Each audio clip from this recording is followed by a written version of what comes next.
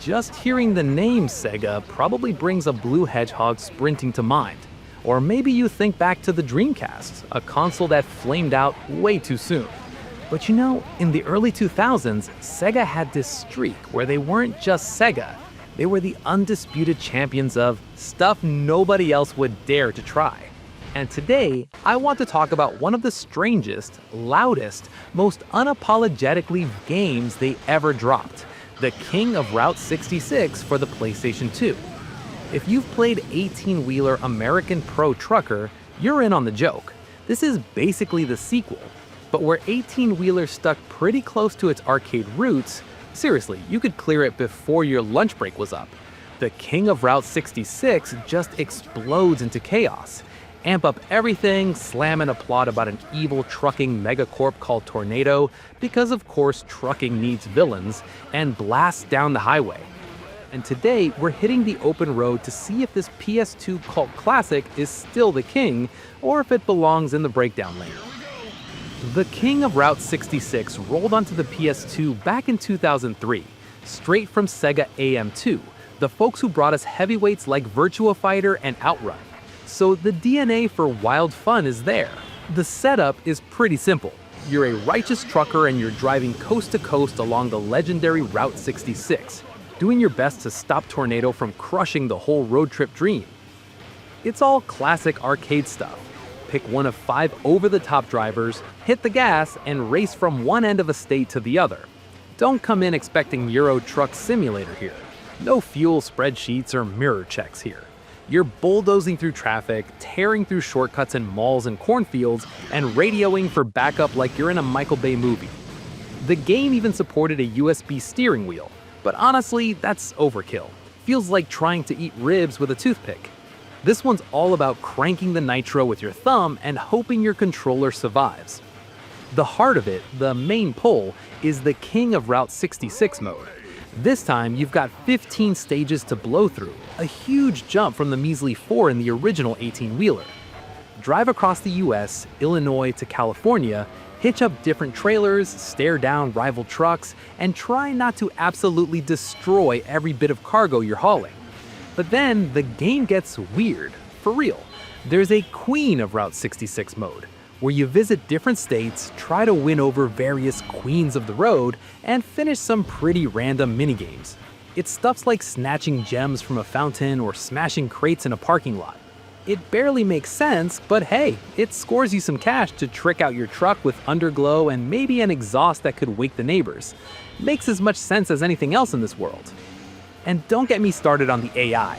The Tornado guys don't just try to outrun you, they cheat. If you pull ahead, they rubber band past you like somebody hit fast forward, and suddenly you're wrestling physics while getting elbowed off the road. It's annoying, sure, but nailing an enemy truck with a well-timed shove and watching it fly over the guardrail? Priceless. Graphically, it looked good for its day. The PS2 wasn't exactly known for crispy visuals, but here the textures are sharp, trucks gleam, and everything feels big and bold. There's something really fun about seeing all that madness unfold from high up in the cab of a big rig. The sound is classic Sega arcade energy. Characters shout over the CB radio, the villains sound like they just missed the cut for a Saturday morning cartoon, and the whole thing feels noisy in the best way. So should you hunt it down now? Look, the king of Route 66 is not a deep game. You don't need a guide. It's over the top, repetitive, and sometimes the AI just cheats for fun. But you can't deny it's a blast. It nails that turn of the millennium vibe where devs seemed ready to make a game about anything as long as you could go fast and look cool doing it. Miss Crazy Taxi? Thrilled by old school Burnout? Then you should check this one out. It's a weird gem. A wild 4-hour carnival ride through Route 66, except everything looks just a little off because it's filtered through Sega's vision of America. And honestly, we need more games where righteous trucking is actually a thing. So tell me, did you play the king of Route 66 or were you loyal to big mother truckers? Hit the comments and let me know. If you had fun with this video, slamming that like button really helps. And if you're new here, go ahead and subscribe. We dig into crazy stuff here, the weird corners where gaming history gets truly crazy. Thanks for hanging out with me. I'll catch you next time.